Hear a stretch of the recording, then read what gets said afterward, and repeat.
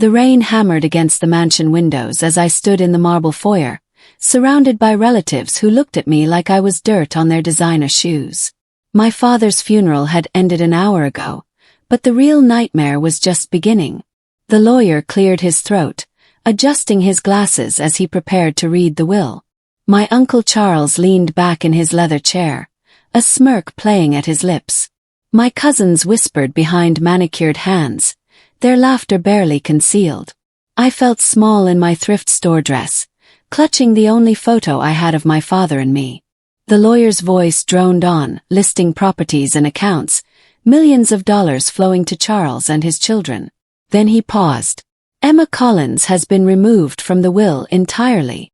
The room exploded in gasps and barely suppressed giggles. Charles stood up, his voice booming. You're lucky he even kept you after adopting you, Emma. Be grateful you had a roof over your head this long. My face burned. Tears stung my eyes, but I refused to let them fall. As people filed out, whispering and staring, the lawyer caught my eye. He looked guilty, scared even. When no one was watching, he pressed a folded note into my trembling hand. I sat in my car outside the mansion, rain blurring the windshield as I unfolded the note with shaking fingers. The handwriting was rushed, almost frantic. Not everything is what it seems. Check the old library. R. My father's attorney was named Redding. This was his handwriting. I stared at the words until they blurred, trying to make sense of them. My phone buzzed. Instagram notifications flooded my screen. My cousins had posted photos from the funeral, captions mocking, the adopted nobody who thought she belonged. Comments poured in from their friends, laughing at my expense. One photo showed me crying, zoomed in on my face with the caption, "When reality hits." I wanted to scream. I wanted to throw my phone through the window. Instead, I started the car and drove away from the only home I'd ever known. But that note burned in my pocket. Something wasn't right. My father had loved me. He'd always said I was his greatest treasure. Why would he cut me out completely? Unless he hadn't. Unless someone had changed things. The thought took root in my mind, small but persistent. I snuck back into the mansion the next morning while everyone was at Charles's office, celebrating their windfall. The house felt empty, hollow without my father's presence. Boxes lined the hallways, my childhood being packed away like it had never mattered. I made my way to the library, my heart pounding so hard I could hear it in my ears. The heavy oak door creaked as I pushed it open. Dust motes danced in the morning light streaming through the windows. My father's desk sat in the corner, drawers hanging open and empty. Someone had already been through everything. I searched frantically, pulling books off shelves, checking behind paintings. Nothing. Then I remembered the small brass key my father always wore on his watch chain. I'd found it in his things, tucked in his wallet. I'd kept it, not knowing what it opened. I pulled it from my pocket now, studying it in the light. It was old, ornate, with an unusual shape. I tried every lock I could find. Nothing fit. I was about to give up when I noticed the bookshelf against the far wall sat slightly crooked. My hands scraped against rough wood as I pulled at the bookshelf. It moved easier than expected, swinging out on hidden hinges. Behind it, covered in years of dust and cobwebs, was a small cabinet built into the wall. The brass key slid into the lock like it was coming home. Inside lay a single sealed envelope, yellowed with age, my name written across it in my father's distinctive handwriting. My hands trembled as I lifted it out. The paper felt thick, expensive. I tore it open carefully. Inside was a key to a safety deposit box, the number partially visible, and a photograph. The photo made my breath catch. A woman stood in front of a hospital, her hand resting on a swollen belly. She looked exactly like me. Same dark hair, same green eyes, same small scar above her left eyebrow. I turned the photo over. A date was written on the back, March 2001. 1 year before I was supposedly adopted. Below the date, a name in faded ink. Anna Collins. My mother's maiden name. My father had told me my mother died when I was a baby, before the adoption. But this photo suggested something completely different. I spent the rest of the day in my cheap apartment, staring at the photo. The woman's face haunted me. She wore a hospital bracelet on her wrist, barely visible in the image. I grabbed a magnifying glass, studying every detail. The bracelet had writing on it, but I couldn't make it out clearly. What I could see was the hospital name, St. Mary's Medical Center. The same hospital where I was born according to my birth certificate. Nothing about this made sense. If this woman was my mother, and she was pregnant in 2001, then I couldn't have been adopted in 2002. Timeline was wrong. Everything I'd been told my entire life was wrong. I needed answers, and only one person might have them. Mr. Redding, my father's attorney. He'd been with my father for 30 years, handled all his personal affairs. If anyone knew the truth about my past, it would be him. I found his home address online. He'd retired 2 years ago, living quietly in a small house across town. Tomorrow I would visit him. Tonight, I would prepare myself for whatever truth I might find. Mr. Redding's house was small and neat, with flower boxes in the windows and a carefully maintained lawn. He answered the door slowly, leaning heavily on a cane. His eyes widened when he saw me. "Emma," he breathed. "You look so much like her." "Like who?" I asked, but I already knew. "Your mother, Anna." He ushered me inside, glancing nervously up and down the street. His living room was filled with books and photographs, a lifetime of memories. I showed him the envelope, the photo, the key. His hands shook as he held them. "Your father wanted to tell you everything," he said softly. He was planning to, right after his 65th birthday. But Charles found out about his plans. Found out what? That your father was going to change everything. Give you control of the company. Reveal the truth about your birth. Before he could say more, a car pulled up outside. Mr. Redding's face went white. "That's Charles's assistant," he whispered. "You need to leave. Through the back." He shoved the envelope back into my hands and pushed me toward the kitchen. "Be careful, Emma. They'll do anything to keep this secret." I barely made it out before I heard knocking at the front door. That night I couldn't sleep. Every sound made me jump, every shadow seemed threatening. Around midnight my phone rang. Unknown number. I almost didn't answer. "Stop digging, Emma." The voice was distorted, mechanical. "You're not one of us. Be grateful you got anything at all. If you know what's good for you, you'll disappear." The call ended. My heart hammered in my chest. I sat frozen in bed, phone clutched in my hand. Then I heard it. The sound of my apartment door handle turning slowly, testing the lock. Someone was trying to get in. I grabbed my keys and phone, stuffed the envelope in my jacket, and climbed out my bedroom window onto the fire escape. The metal was cold and slick with rain. I could hear someone moving around inside my apartment now. They'd gotten in. I climbed down as quietly as possible, dropped into the alley and ran.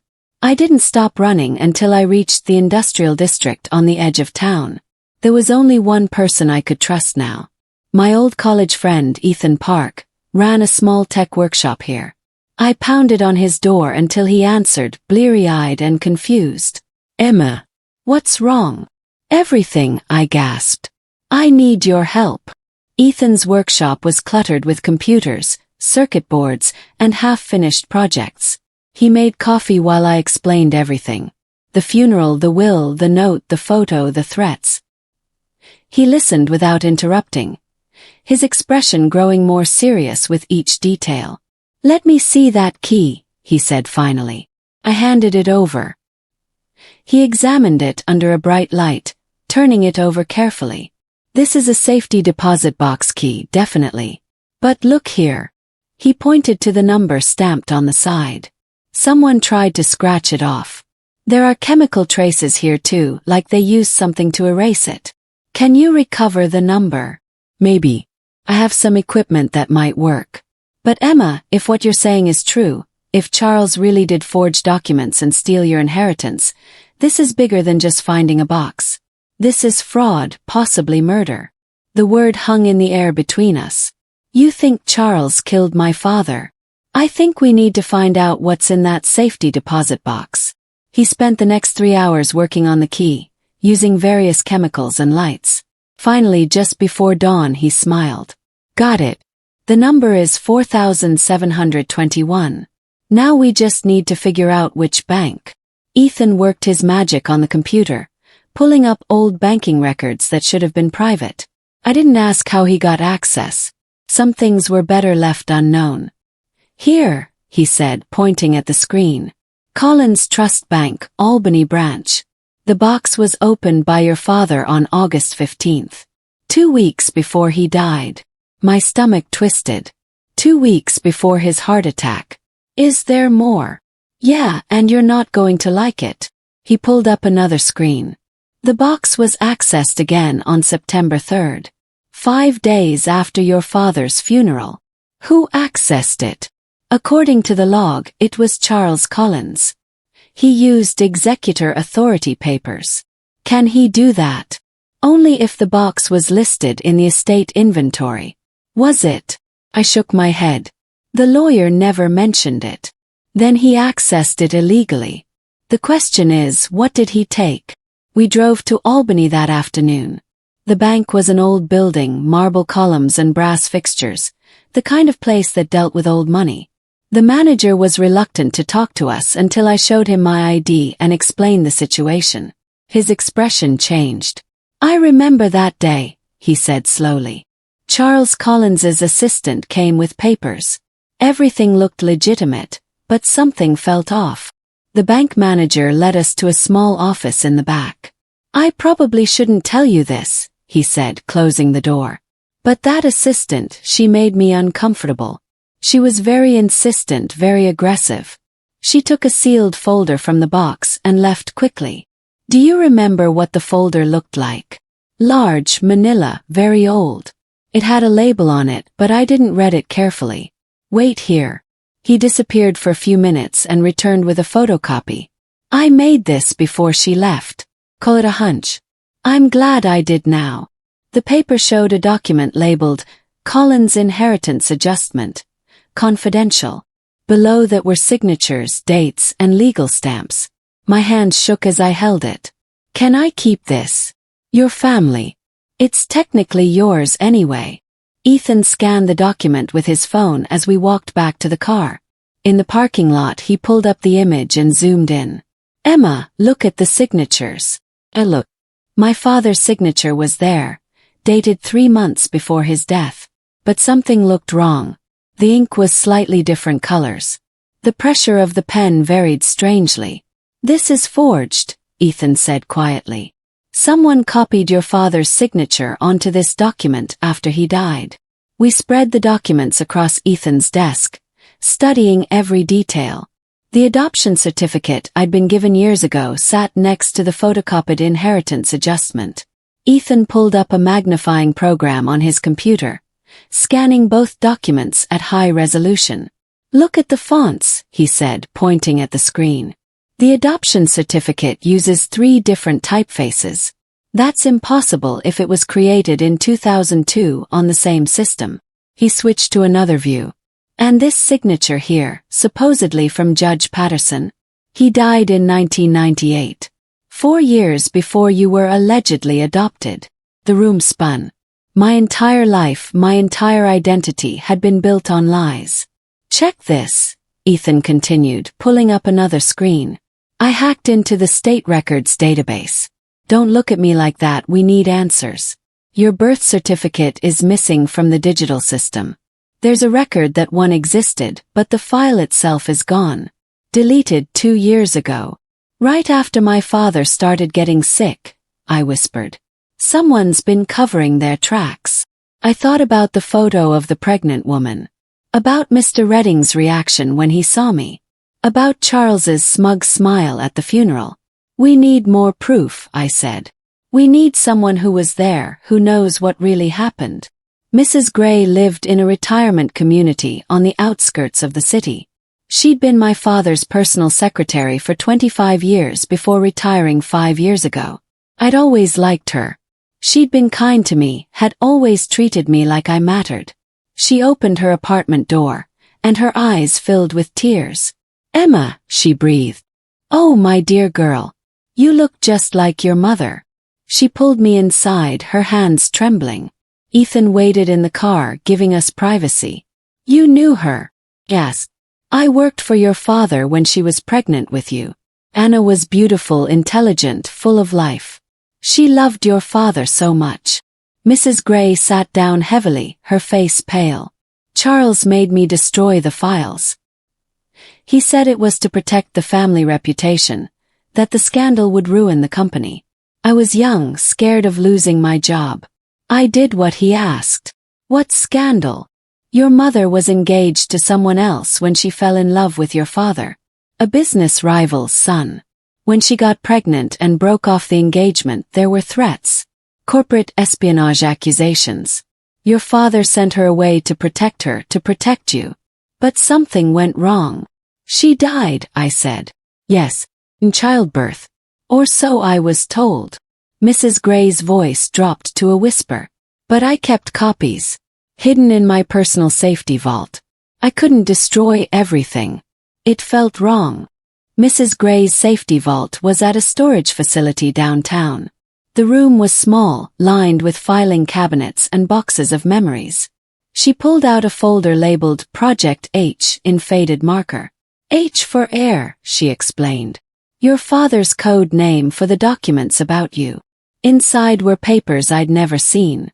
Medical records from St. Mary's Hospital, dated March 2002. DNA test results, with my father's name listed as the biological parent. Letters between my father and Anna. Declarations of love and promises to protect their baby. Me. I was their baby. Not adopted. Not a charity case. Their biological daughter. There were also financial records showing Charles had been embezzling from the company for years. My father had been investigating when he died. "He was going to expose Charles," Mrs. Gray said. "He was going to make you CEO, give you control before Charles could do any more damage. But then he died and Charles moved fast. He had the will changed, the documents forged. He made you disappear legally. I found another document, buried at the bottom. Diary. My mother's diary. The handwriting was delicate, flowing. I opened to a random page, dated February 2002. "If anything happens to me, don't trust Charles. He knows about the baby. He's threatened to tell everyone, to destroy everything. I'm scared." I read my mother's diary cover to cover that night in Ethan's workshop. Each entry painted a picture of a woman deeply in love but terrified for her child's safety.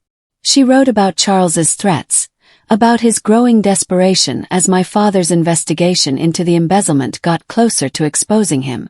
February 28, 2002. "Charles cornered me today. Said if I have this baby, he'll make sure it never inherits anything. Said he'll tell the world I'm carrying a bastard, ruin my family's name. But I don't care about any of that. I just want my baby to be safe." March 15, 2002. Went into labor early. "I'm scared. The doctors say something's wrong. If I don't make it, I hope my baby knows I loved her. That her father loved her. That she deserves everything." The entry ended there. My mother had died 3 days later. Complications during delivery, the death certificate said. But now I wondered, had it really been complications, or had Charles found a way to eliminate a threat? March 30, 2002. My brother is dead. This entry was in different handwriting. My father's handwriting. Anna died giving birth to our daughter. Emma. My beautiful Emma. Charles says I should give her up, that keeping her will destroy the company. But I can't. I won't. I'll protect her, even if I have to hide the truth. Even if I have to pretend she's adopted. Armed with evidence and rage, I walked into Charles's office the next morning. His secretary tried to stop me, but I pushed past her. Charles looked up from his desk, surprised. Then his expression hardened. You shouldn't be here, Emma. I know the truth, I said, slamming the diary on his desk. I know about the embezzlement, about the threats, about what you did to my mother. He barely glanced at the diary. Your mother was a homewrecker who got what she deserved. And you're just the adopted stray who should have known her place. I'm not adopted. I'm my father's biological daughter, and you know it. You forged the documents. You changed the will. Charles laughed, actually laughed. You think anyone will believe you. You have no proof. Nothing that would hold up in court. You're nobody, Emma. You'll always be nobody. I turned to leave, then stopped. How did he die, Charles? My father.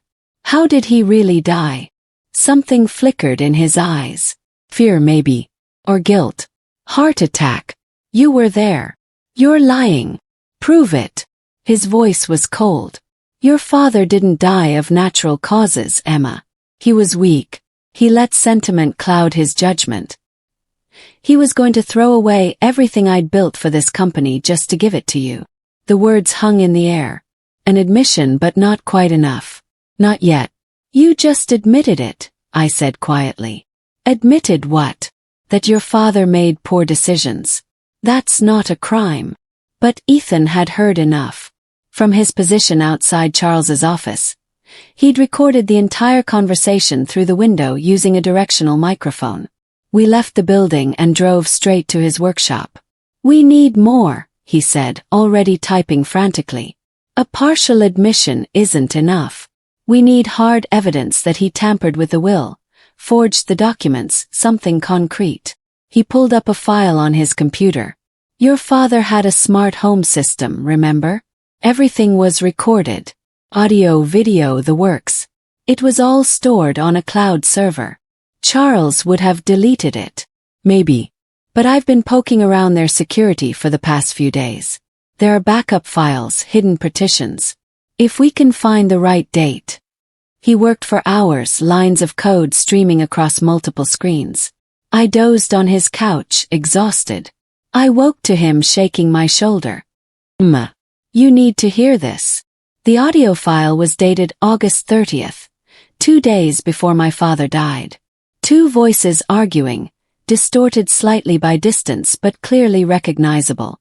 My father's voice, tired but angry. And Charles's voice, venomous.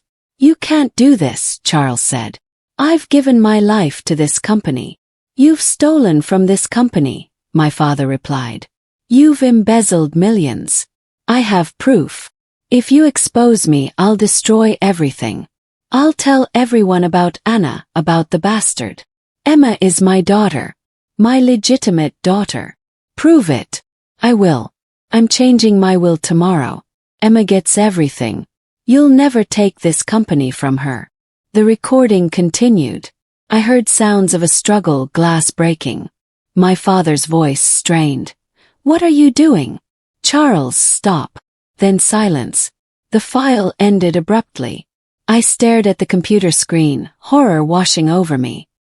He killed him, I whispered. Charles killed my father. Ethan was already on the phone. We need to go to the police. This is evidence of murder.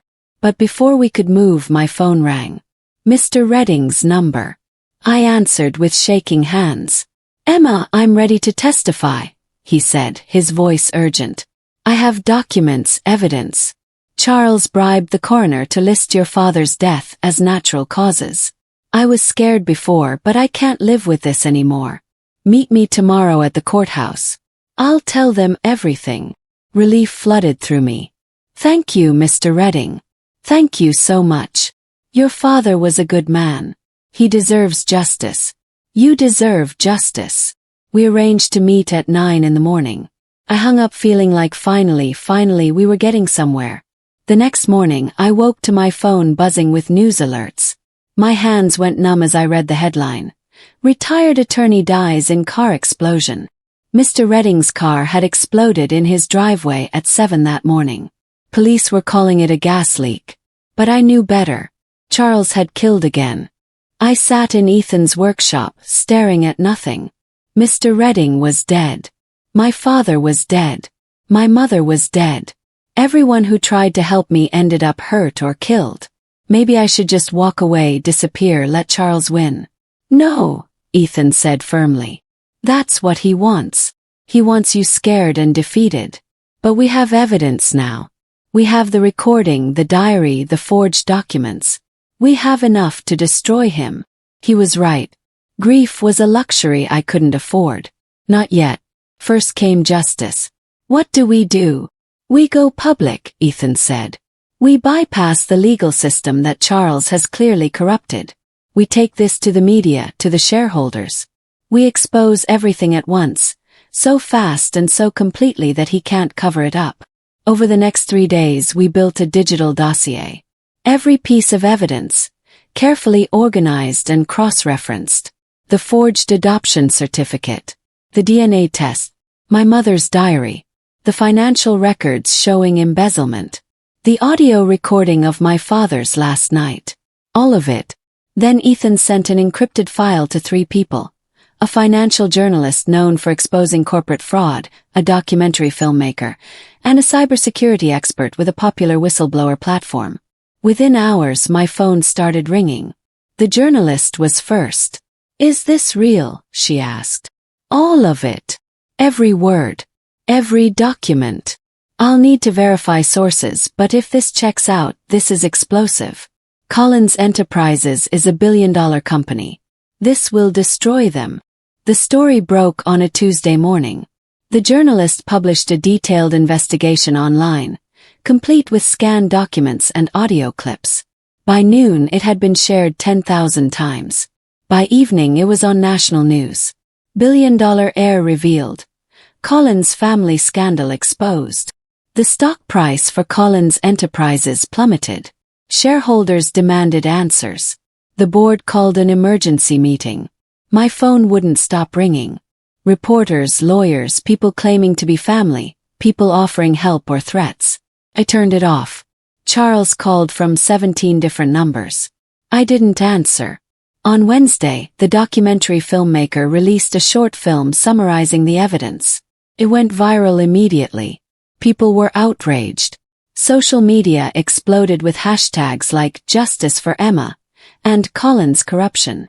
My cousins' Instagram accounts were flooded with angry comments. They deleted their accounts, went into hiding. Charles released a statement denying everything, calling it a fabricated attack by a disturbed young woman seeking attention. But his lawyer quit that afternoon. By Thursday, the Securities and Exchange Commission announced an investigation. The FBI opened a case into my father's death. Everything was unraveling faster than Charles could control. Then the journalist called again. Emma, we found sealed court orders. From 20 years ago. Charles tried to have your mother declared mentally unfit when she was pregnant. He wanted to force her into giving up parental rights. Your father fought it in sealed proceedings. Can you prove it? I have the documents. I decided to undergo a new DNA test, this time official and court-approved. Ethan helped me retrieve some of my father's preserved personal items from storage. His hairbrush, an old toothbrush, some clothing. The DNA lab processed everything quickly, given the media attention. They wanted the truth as much as everyone else did. The results came back on Friday. 99.9% probability of biological parentage. I was truly my father's daughter. But before I could even process this confirmation, someone leaked the results to the press. DNA confirms. Emma Collins is biological heir. The headline was everywhere. Charles's last defense. His claim that I was just an adopted girl trying to steal an inheritance crumbled. The evidence was irrefutable. I received a call from the family attorney, not Redding's replacement, but the firm's senior partner. Miss Collins, the board of Collins Enterprises would like to speak with you. There are some legal matters that need immediate attention. Such as, your father's will is being contested. Charles's executor status is being challenged. The board needs clarity on succession before the company collapses entirely. Tell Charles I'll see him in court. Charles has been removed from his position as CEO. effective immediately. The board voted this morning. He's currently being investigated for fraud, embezzlement, and potentially murder. This is about ensuring the company survives, not protecting Charles. That changed things. When do you want to meet? The courtroom was packed. Media filled the gallery. Shareholders, lawyers, family members who'd stayed silent until now. Charles sat at the defense table, looking smaller than I'd ever seen him. His expensive suit couldn't hide the fear in his eyes. The judge called the court to order. Charles's new attorney stood, trying to argue that the evidence was illegally obtained, that I had no standing to contest the will, that the whole case was a media circus. The judge wasn't impressed. "Counselor, your client is accused of fraud, embezzlement, and possibly murder. The media attention is the least of his concerns." Then it was our turn. Ethan had helped me hire a top attorney, someone who'd taken the case pro bono after seeing the evidence. She was brilliant, methodical, devastating. She presented every document, every recording, every piece of evidence in perfect sequence. The forged adoption papers, the DNA results, the financial records showing years of embezzlement, the audio recording of my father's last night. And then the final piece. "Your Honor, we have video testimony from the late Mr. Redding, recorded 3 days before his death. He anticipated he might not survive to testify in person." The screen lit up. Mr. Redding's face appeared, tired but determined. "My name is Harold Redding. I was the personal attorney to Marcus Collins for 30 years. I'm recording this because I fear Charles Collins will kill me to prevent the truth from emerging, just as I believe he killed Marcus." The courtroom erupted. The judge demanded silence. Mr. Redding's video continued. His voice was steady, despite the trembling of his hands visible on camera. "In August 2002, Marcus Collins asked me to help him hide his daughter Emma's true parentage. He believed Charles would harm the child if he knew she was Marcus's biological heir. We created false adoption papers, sealed the real birth certificate, and established a trust that would reveal the truth when Emma turned 25. Marcus intended to tell Emma everything when she reached that age. But 2 years ago, Charles discovered Marcus was planning to change his will, to give Emma control of the company. Charles confronted me, threatened my family. He forced me to alter the will, to remove Emma entirely. He said if I refused, he would kill my grandson." Tears ran down Mr. Redding's wrinkled face. "Marcus died 2 days after our final meeting.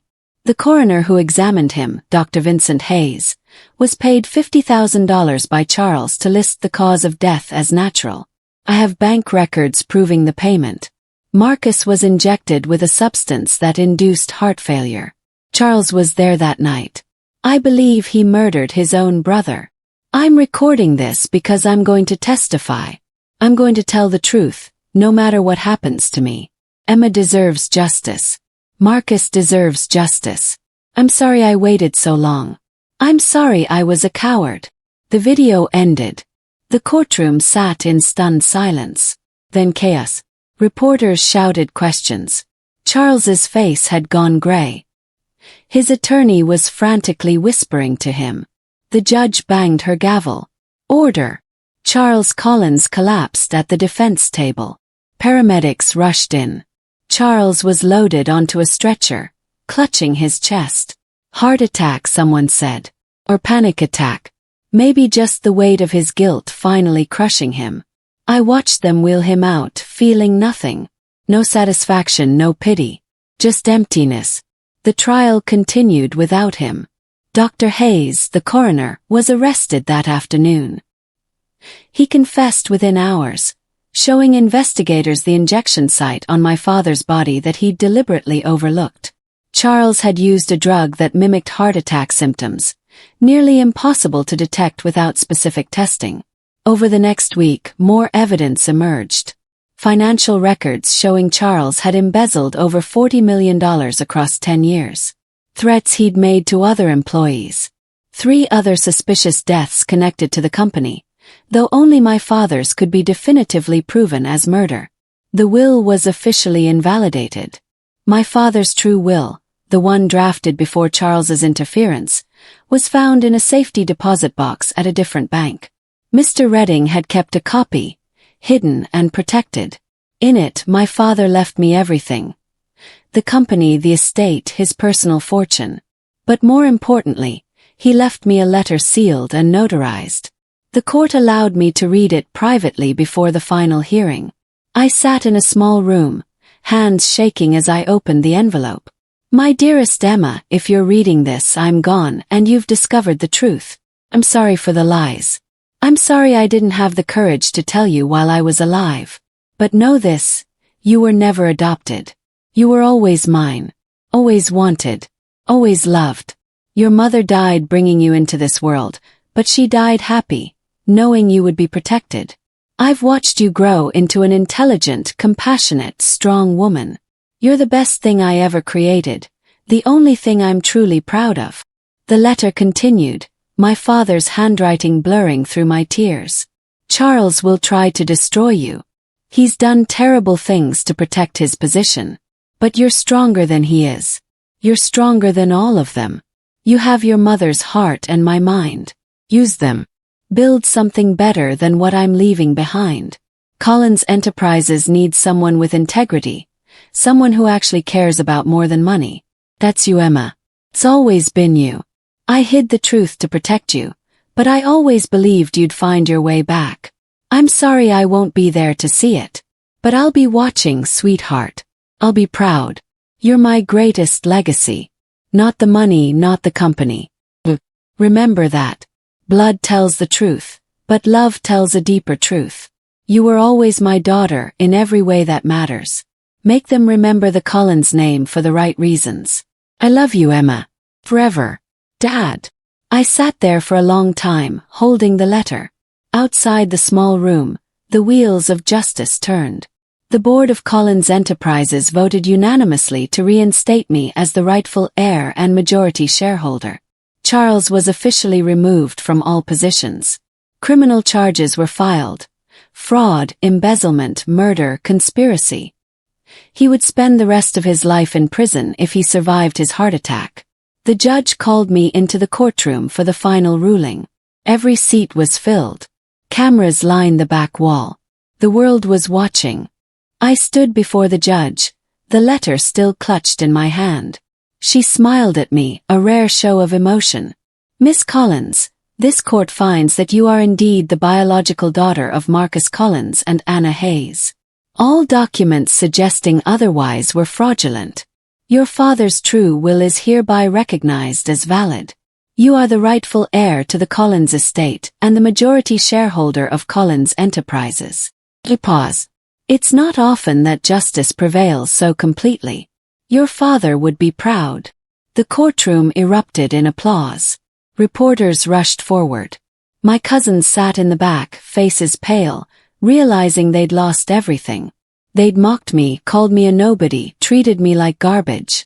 Now they had nothing while I had everything. But I didn't feel triumphant. Felt tired. The shareholders' meeting was scheduled for the following week. The board wanted me to address the company, to stabilize the stock, to prove I could lead. I walked into that boardroom wearing my father's signet ring, the one he'd always worn. I'd found it in his personal effects. You mocked me for being adopted, I said, my voice steady, carrying across the silent room. Cameras captured every word. You called me a charity case, an outsider, someone who didn't belong. But I was the true heir all along.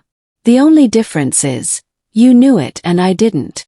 I looked at my cousins, at the board members who'd stayed silent, at everyone who'd watched me be humiliated and said nothing. I'm not here for revenge. I'm here because my father built something worth saving. This company needs to be better. We need to be better. And that starts now. The board voted unanimously.